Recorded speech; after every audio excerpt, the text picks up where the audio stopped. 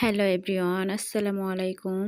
সবাই কেমন আছেন? আশা করি সবাই ভালো আছেন, সুস্থ আছেন এবং নিরাপদে আছেন।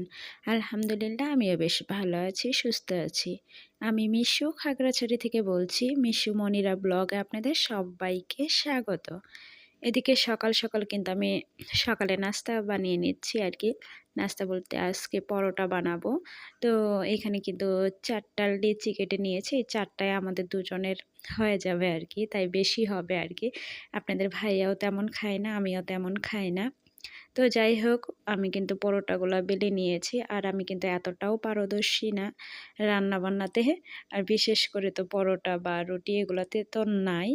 তো যাই হোক, যতটুকু পারি নিজেরা চলতে পারি, ২ জনে খেতে পারি আর কি। তো যাই হোক, এদিকে কিন্তু আমার মাংস তরকারি ছিল আর পরোটা। এগুলা দিয়েই কিন্তু আমরা ২ জনে সকালে খেয়ে নিয়েছি। খাওয়া-দাওয়া শেষ করে আপনাদের ভাইয়া অফিসে চলে গিয়েছে। তারপর কিন্তু আমি আমার কাজে লেগে পড়েছি। কারণ আপনাদের ভাইয়া অফিসে যাওয়ার পর আমি সব কাজগুলা করে থাকি। তো এইদিকে কিন্তু আমি বিছানাটা গুছিয়ে নিচ্ছিলাম। বিছানার উপরে ওই যে মোবাইলের স্ট্যান্ড থাকে, হাবিজাবি মাঝে মধ্যে থাকে। আর আপনাদের ভাইয়া চলে যাওয়ার পর তো গামছা, গেঞ্জি মানে যা থাকে সব বিছানার উপরেও ফেলে দেয়। ফেলে দেয় বলতে বুঝিয়েছি, কারণ অফিসে যাওয়ার সময় তাড়াহুড়া থাকে, যা মনে করেন চেঞ্জ করে বা যা রাখার দরকার সব বিছানার উপরেই রেখে যায়। তো ও চলে যাওয়ার পর কিন্তু আমি সব কিছু সুন্দরভাবে গুছিয়ে নেই আর কি। আমিও তেমন কিছু বলি না, কারণ তাড়াহুড়ার সময় থাকে, সকালবেলা কিন্তু উঠতে লেট হয়, খেতে লেট হয়। মানে একটু যদি উঠতে দেরি হয় তাহলে সবগুলোতেই লেট হয়ে যায়। তো যাই হোক, এদিকে কিন্তু আমি রুমটা ঝাড়ু দিয়ে নিয়ে আমি আলনাটা গুছিয়ে নিচ্ছিলাম। তো এই পর্যন্ত যারা আমার ভিডিওটা দেখছেন, প্লিজ একটা লাইক দিয়ে ভিডিওটা দেখবেন। আর যদি কোথাও কোনো অংশে ভালো লেগে যায় প্লিজ সাবস্ক্রাইব করে নেবেন। আর যারা সাবস্ক্রাইব করেছেন তাদেরকে তো অসংখ্য অসংখ্য ধন্যবাদ। তো এইদিকে কিন্তু আমি সব কাজ শেষ করে কাপড় পরিষ্কার করতে চলে এসেছি। এদিকে কাপড় ভিজিয়ে রাখার আর ঝামেলা করিনি। জাস্ট সাবান লাগিয়ে আমি পরিষ্কার করে নিচ্ছিলাম। তো এদিকে কিন্তু মানে অল্প কাপড় ছিল, তো এর জন্যে বেশি কাপড় হলে আবার সাবান লাগিয়ে ঝামেলা হয়ে যায় আর কি, তখন গুঁড়ো সাবান লাগে।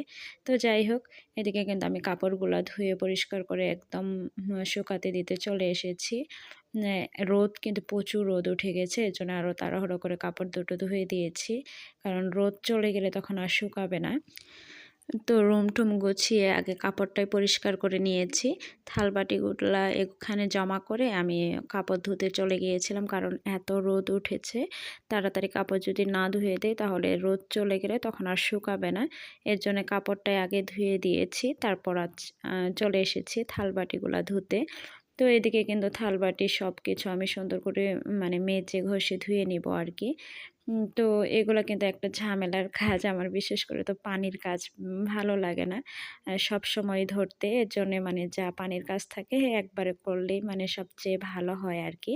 ওইদিকে কিন্তু আমি থালবাটিগুলা ধুয়ে পরিষ্কার করে আমি রুমে নিয়ে যাচ্ছি। আমার কিন্তু মানে চুলা চুলা বলতে রান্নাঘর আলাদা, রুমটাই আলাদা। তো যাই হোক, এইদিকে কিন্তু আমি কিছু শুটকি ছিল, এগুলো রোদে দিচ্ছিলাম। মানে অনেক দিন হয়ে গেছিলো রোদ দেওয়া হচ্ছিল না, এর জন্য আমি রোদে দিয়ে দিলাম, এত রোদ উঠেছে। তো এদিকে কিন্তু আমি আবার অনেকগুলো পেঁয়াজ কেটে নিয়েছি, রসুন, তারপর আদা, এগুলো আমি ভালো করে ধুয়ে নিচ্ছিলাম। কারণ আমার তো শিলপাটা নাই, আপনারা জানেন।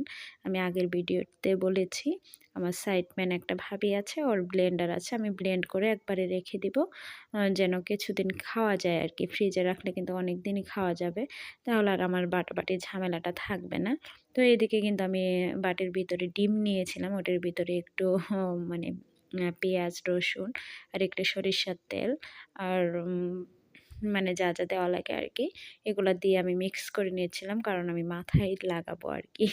তো যাই হোক, এইদিকে কিন্তু শুটকিগুলো আমার শুকানো হয়ে গেছে, আমি শুটকিগুলো উঠিয়ে নিয়েছি। আর এদিকে কিন্তু আমি মানে বাটা মশলাগুলো আমি ফ্রিজে রেখে দিলাম। আর যা মানে তরকারি রান্না করব এগুলো তরকারিগুলো বের করে নিয়েছিলাম, দেখছিলাম ফ্রিজে কি কি আছে, কি রান্না করা যায় আর কি। তো যা যা দরকার আমি বের করে নিয়েছি। আর এদিকে দেখি বাজার থেকে অনেকগুলো কাঁচামরিচ আনছিল, এগুলো আমি মানে বোটাটা ছাড়ানো হয়নি। বোটা ছাড়িয়ে রাখলে কি হয় মানে তাড়াতাড়ি পচে না, প্রায় মাসখানেক খাওয়া যায় ফ্রিজে রেখে। আর যদি বোটা না ছাড়ানো হয় তাড়াতাড়ি পচে যায় আর কি। তো এর জন্য আগে মরিচগুলা বোটা ছাড়িয়ে রেখে দিলাম। আর এদিকে কিন্তু ছিল লাউ, একটু লাউ, একটু পেঁপে আর আলু। তো এগুলা দিয়েই ভাবছি কিছু একটা করে নেব। তো পরে গিয়ে দেখি চিংড়ির শুটকি আছে। সেই শুটকিটা আবার আমার খেতে বেশ ভালো লাগে না। আপনাদের ভাই আবার একটু পছন্দ করে আর কি। সে পছন্দ করেই নিয়ে এসেছে। তো রান্না তো করতে হবে রুমে যেহেতু আছে। তো ভাবলাম এগুলো দিয়ে রান্না করে ফেলি। তো এইদিকে আমি মশলা কষিয়ে নিচ্ছি, যা মশলা দেওয়া লাগে আর কি। মশলাটা কষিয়ে আমি এদিকে শুটকি ভিজিয়ে রেখেছিলাম একটু। তো এটা কিন্তু আমি ধুয়ে দিয়ে দিচ্ছিলাম। আর বিশেষ করে আমি চিংড়ি শুটকি রান্নাটাও পারি না। তো মন গড়াভাবে আমি রান্না করেছি। তো তরকারিগুলো দিয়ে আমি এগুলা ভালো করে কষিয়ে নিয়েছি আগে, নিয়ে তারপর কিন্তু আমি ঝোলের পানিটা দিয়ে দিয়েছি। দিয়ে আমি রান্না করে নিয়েছি আর কি, অফ ক্যামেরাতে রান্না করে নিয়েছি। এই যে দেখুন ফাইনাল লুক। খেতে মোটামুটি ভালোই হয়েছিল। আর যারা পছন্দ করে তারা পছন্দ করে খাবে আর কি। তো এদিকে আমি ভাতও বসিয়ে দিয়েছি। ভাত রান্না করার মতো আমার ওরকম পাতিল নেই। তো এরকম একটা পাতিল ছিল, এটাতে আমি ভাত রান্না করে নিচ্ছি। নেই বলতে আমি হুটহাট বাসাতে চলে এসেছি, তো এর জন্য আর আমার মানে ওরকম পাতিল নেই, রাইস কুকারও নেই। তো যাই হোক এদিকে আমি ভাতের মার ছেঁকছিলাম, মানে ভাতটা বসিয়ে দিয়ে কী জানি একটা কাজ করতে গেছিলাম, এসে দেখি ভাতের পানি একদম শুকিয়ে গেছে। কিন্তু যতটুকু আছে ওটা যদি শুকাতে যাই তাহলে নিচে পোড়া লেগে যাবে। তো এর জন্য আমি অতটুকু পানিটা ছেঁকে নিয়েছিলাম। নিয়ে এদিকে আমি রোদ থেকে কাপড়গুলো উঠিয়ে নিয়ে এসেছি। তো এগুলো সব কিন্তু আমি ভাঁজ করে রেখে দিচ্ছিলাম। আর এদিকে আপনাদের ভাইয়া এখানে বাজার নিয়ে এসেছে। মাছ, ডিম, পেঁপে, আলু, পেঁয়াজ। তো এগুলা এক সাইড করে রেখে দিয়েছিলাম। আর এই সাইডে কিন্তু আরও কিছু মানে নিয়ে এসেছিল। তো এইখানে শপিং ব্যাগের ভিতরে একটু খাসির মাংস ছিল আর পাঙ্গাস মাছ ছিল।